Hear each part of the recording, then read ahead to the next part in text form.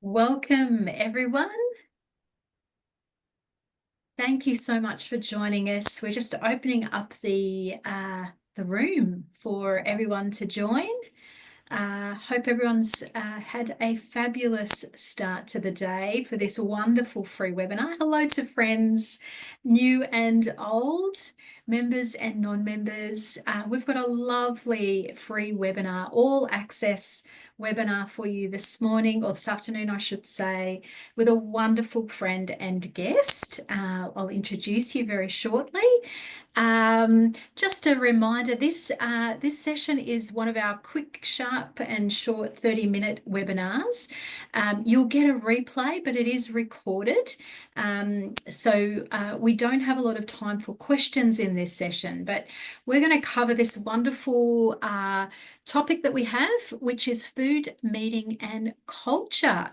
And to get things started, I would like to give a acknowledgement of country. So Meaningful Aging Australia, as does the Lantern Alliance, also respects the unique spiritual connection that First Nations people have with country, lands, water, community, family, and ancestors. I would like to just read this out. So in Wurundjeri country here in Melbourne and wherever you might be on the lands that you find yourself today, Wominjeka, Murrumbik, Boondapp, Wurundjeri Willamuu, Luikyu, Kulin, Yalamboo Bar, Yurumboy. And that just says that we acknowledge those Wurundjeri traditional owners, ancestors, people past and present. And a shout out to NATSIAC, the First Nations Aged Care peak body too. So, food and meaning, our special guest and friend, Dr. Cherie Hugo. I was saying just as before you all joined, how much of a huge fan I am of Cherie, and I follow her on LinkedIn avidly. She, of course, is the founder of the Lantern Alliance, My Nutrition Clinic. And in 2020, she was Woman of the Year for Wellness. She's regularly called on as an expert for media and thought leadership. And she's also had a lot of coverage just of recent. You might have seen a bit of coverage around the sweet white lupin flower and the Nourish program. I'm not sure if Cherie will touch on that, but there is so much we could cover today. I want to say a huge warm welcome to you, Cherie. Thank you so much. And we're going to talk about this exploration of food and meaning. When I think about food and meaning, I think about this idea of the exploration of the senses, of the power of connection, diversity of the flavors, the things from your past and your history as you grow up, and really that expression of cooking together. Of it's a love language for some people, and also a simple pleasure. Over to you, Cherie. Thank you so much again. Thank you so much, Rachel, for inviting me, and it's wonderful. Thank you, everyone, for making the time to really devote around the topic that's certainly close to my heart, and hopefully to yours too, being food, and really what it really means, and the importance of really tapping into that sort of that meaning. So I know it's always a tricky thing to put out at the start of a session, but what I'd like before we get started is for everyone, just in your own space, to be closing your eyes. So if we can just take a moment, close your eyes and think around a memorable moment that you've had in the last few years. So if you can place that memorable moment, go back to that moment and just try and sort of clock, what were the surroundings like? And the company you were with? What was the location of that meal? And the time? And lastly, what was the food? You can remember the actual meal itself. So I want you to reflect on the feelings that you hold around that moment, and we will we'll pop back to that in a very short while. I'm just going to put my slides up and we'll get started. So in terms of the topic that we're talking around today, it's something that, you know, we all have like a connection with food, but as we grow older, it's something that can become even closer to our hearts. And we know certainly within the aged care space, sort of food, getting it right, food can make or break the day of an older adult. And obviously looking for ways that we can make it rather than break it is what Lantern's all around. So in terms of what we do as an organization is really not only collaborating with providers and aged care staff, but we've developed tools to help guide and help homes and organisations to navigate and find where those points are that can really help to amplify and improve that dining experience as we age. It's all around really trying to get that right. So I think for many of us, sort of, yeah, what food means to us, and I think reflecting on your moments, which we'll come back to, food really transcends just the mere sustenance. And yes, as much as I'm a dietitian and nutrition is important, I've had to concede that nutrition's really not top priority usually. Food means more and is typically more about, you know, the memories we have and the flavors of the meal and that sensory engagement and connections and connecting to our culture and religion and identity. There's so much more depth to kind of the aspect of food. So in terms of that connection, and sorry, I'm not navigating, but in terms of sort of food, having those different roles, I guess the key messages that I'm keen in this short time to really amplify today is the importance and really getting us all thinking around the role food plays and that it forms many roles within our lives. The fact that regardless, we're very much a diverse group attending this session, but regardless of our role, we all actually do have a part to play and we all can contribute to improving the quality of life through the joy of food and really tapping into food and meals. And really kind of then, if we've got time at the end, to look at sort of, you know, the power of when we get that right, how we can actually show that that amplifying the power of meals actually connects back to improved quality of life. And I think, you know, that's the remit I think we all can ascribe to, you know, coming together as a group today. So if we go back to your memory, I'd like to kind of hear what your memories are, but I don't think the forum is right to do that. But just thinking through that memory and what that might, what that really meant to you. So what was it around that memory that made it memorable? So was it the nutrition of the meal? I'm hazarding a guess. When I've asked the question before, people don't talk typically around sort of the dietary aspects of that memorable meal they'd had, but it certainly can play a part. Sometimes a meal's memorable because it links to an event or a gathering around family and the people that you were with at the time. It might link to a location where it might be that you were on a holiday in a beautiful location and it was just that moment in time and the location that sort of made it for you.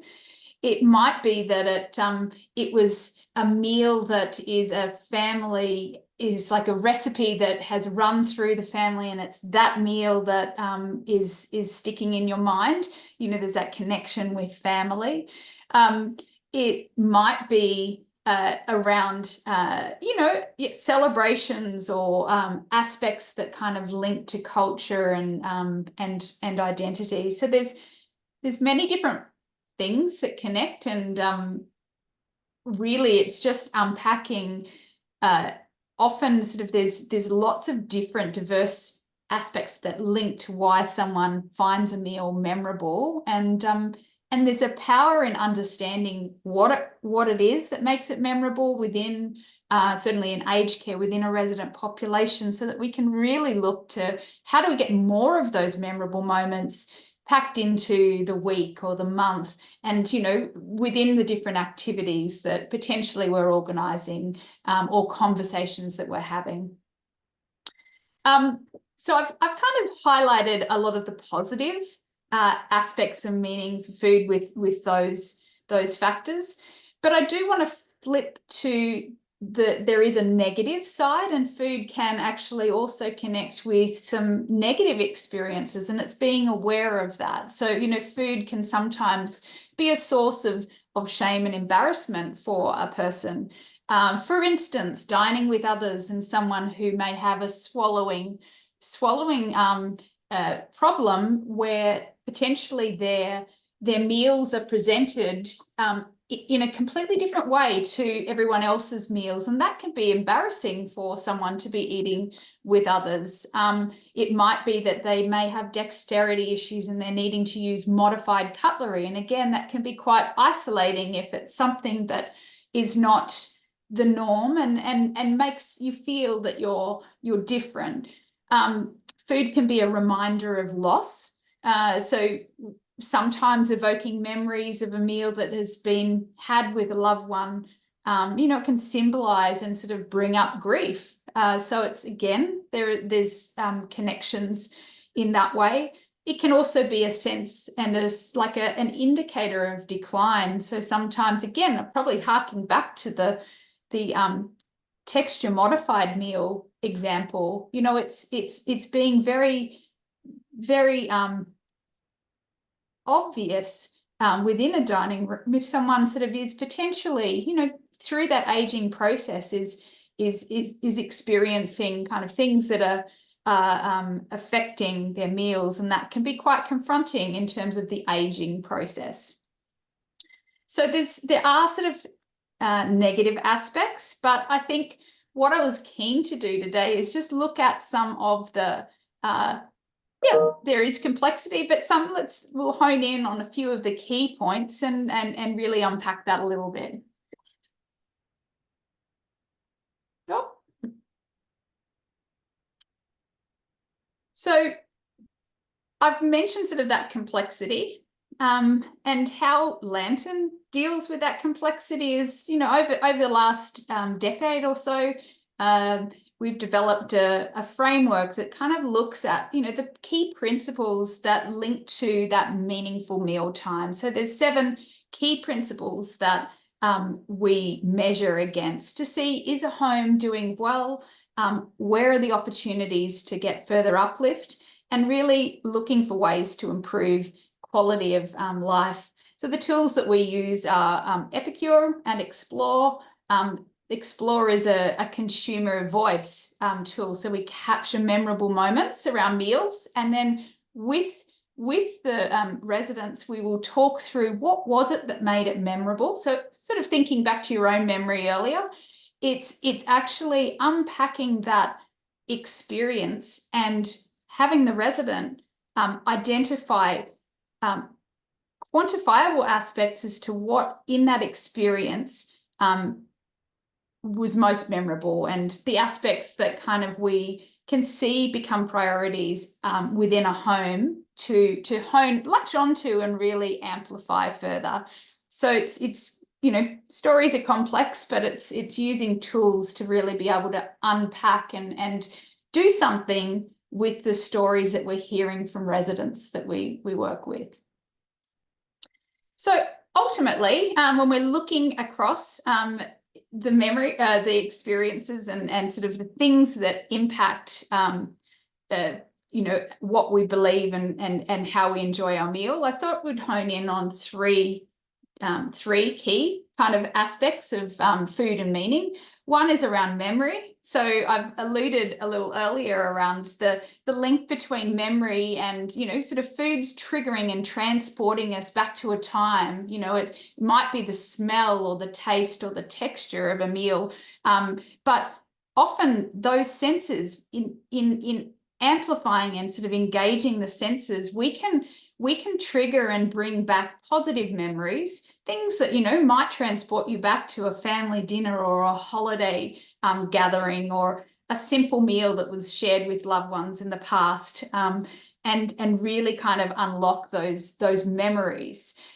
In terms of memories too, focusing for residents who potentially are living with dementia or have some form of cognitive decline. It's, you know, we've heard the power of music with unlocking with memory, but food can have a similar effect. It's one of the five senses. It's engaging taste and smell that really can bring someone back to kind of more that focus of life and current enjoyment. So really, you know, becoming more present to the time and enjoying that moment. We know that when, as we get older, I guess often memories do become more precious. And they remind us of where we've come from and, you know, sort of our connections, the recipes that, you know, we've had handed down through the generations, you know, can really connect and tie generations together.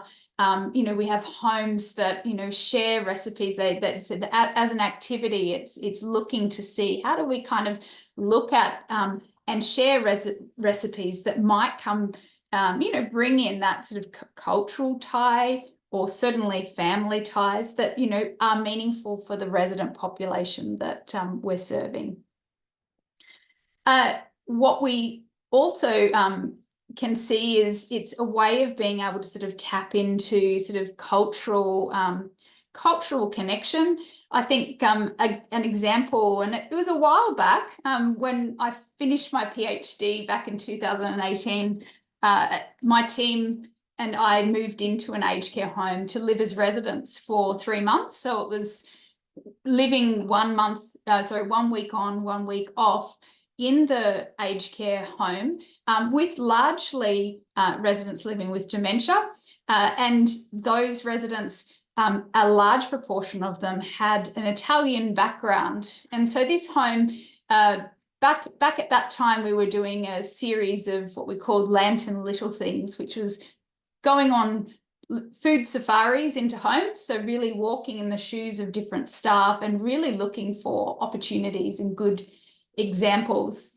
So I'm not sure, can you hear them? No, I might just stop that for a sec. I think if you reshare, perhaps Cherie, Yeah. click the sound. Just, thank you. Not that. Apologies for that.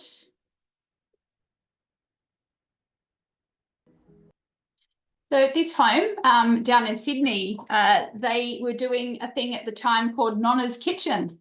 So they had nonnas that, you know, of the resident population, they would have these cooking sessions. So this is one of the Lantern Little Things video I thought I'd play.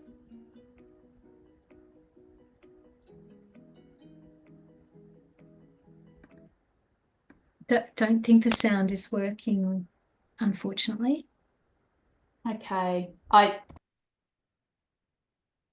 can potentially, what I will do is stop that video and I can send you a link if you're interested in looking at it. But it's just short. They're little short, sweet series as to homes that are kind of looking at things a little differently, but really bringing in cultural differences, but also kind of, you know, connecting people through food, which is a powerful thing to do.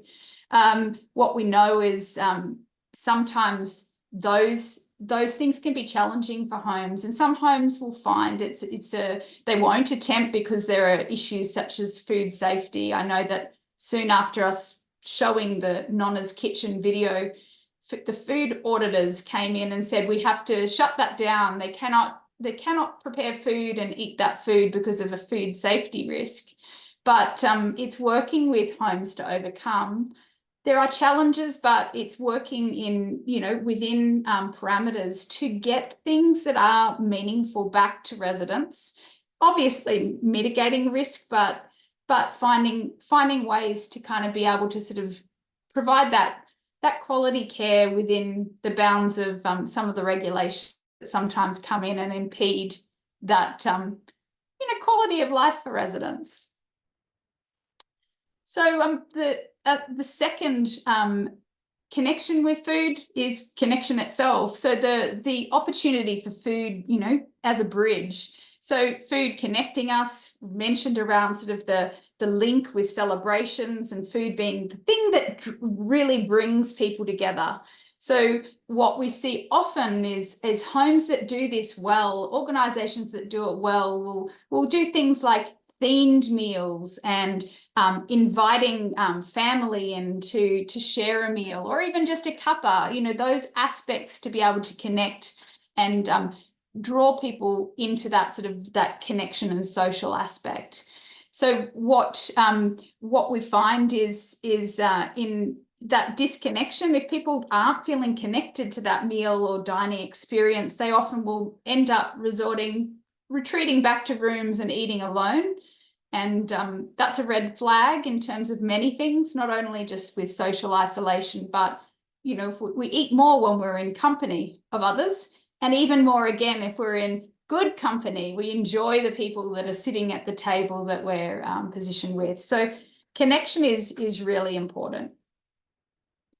So homes that have, shared morning or afternoon teas, or a cafe on site, or opportunity for family to join in a meal at their discretion, are always welcomed and really can strengthen that connection with food and meaning.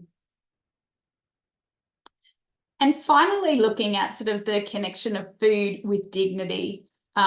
So I've mentioned around, say, the texture modified issue when we have, and it's something that's quite pronounced as we get older, up to the current studies show up 50 to 60% of residents living in residential aged care are requiring a texture modified diet. So it's something that it's important that homes and, we're supporting kind of those people with special dietary requirements.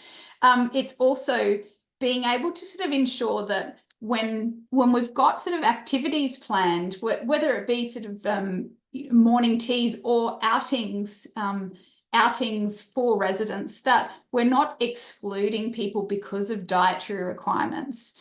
So it isn't uncommon for us to hear that a resident, for instance, on a gluten-free diet can't go on the bus trip because we don't have, we're not going somewhere where there's gluten-free food. Or again, someone on a puree diet, not having the option of an afternoon tea, or maybe just getting puree fruit day in, day out, because we're not thinking about, offering variety. And so dignity and food really indicating it's a source of respect. And when we're treating it with respect and putting love into all of diets, in addition to just those on regular diets, that makes a great deal of difference for those on special diets. So the pictures here are just bringing back, again, around texture modified diets. The scone example on the right, where we've got homes that, if they're serving scones and you've got a resident on a puree diet or a minced moist diet, they get the same scone, but it's pureed with the layer, the same flavor profile, but it's offering the same choice, which is, it's not isolating someone because of a dietary requirement. So there's ways around it. It does require effort, but it's looking at sort of inclusiveness where possible. And, sometimes that does require some training. So all in all, we have a number of tools that sort of measure the touch points that link back to meaning and food to help homes and organisations guide success. There's a lot of data behind each of the tools to kind of really amplify resident voice and really be able to see that success translate in measurable outcomes, but also in happier residents. And we certainly have case studies. I think looking at the time, Rachel probably won't present the case study, but ultimately it's showing that, you know, when we get the food, nutrition, dining experience right, and we understand what's meaningful for a person, what they value most, and what they're, you know, what is important to them when it comes to food and dining and those dining practices. It not only ticks the box from a nutrition point of view, but it ticks the box for clinical. We see improvements in health outcomes, less falls and pressure injuries. We see an overall happier population and less complaints around food, which then translates to happier staff as a whole, which is important because the workforce is challenging in the aged care sector. But overall, it's a win-win-win across the board that is something that I think within each of our roles is important. You know, we can play a part in having food in our conversation and feeding that back, connecting and communicating to our team and colleagues to really amplify good meal experiences for the residents that we serve. I'm going to stop sharing for a second, and Rachel, sorry, I skipped past the case study. So ultimately, I think it's looking at, yeah, really looking for opportunities within our day-to-day practice, and knowing confidently that spending time chatting around food isn't wasted time. It's something that is often easy conversation. It's something that, you know, it's not threatening, it's chatting, it's a fun conversation, but actually can provide insights that can also further improve the care that we deliver. Thank you so very much, Okay. Cherie.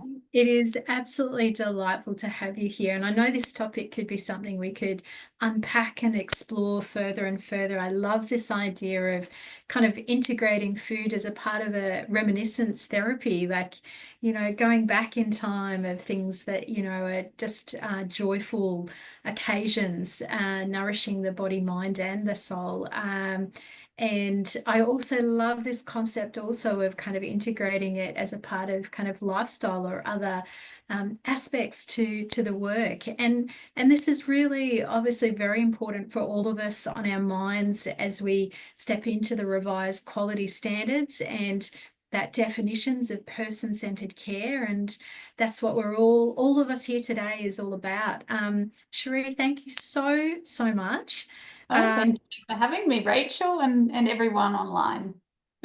I really encourage everyone to follow Dr. Cherie and link in with the Lantern Project and receive their newsletters. I hope that you've enjoyed this session. I know it was a bit of a taster. We might explore this in more depth in the future.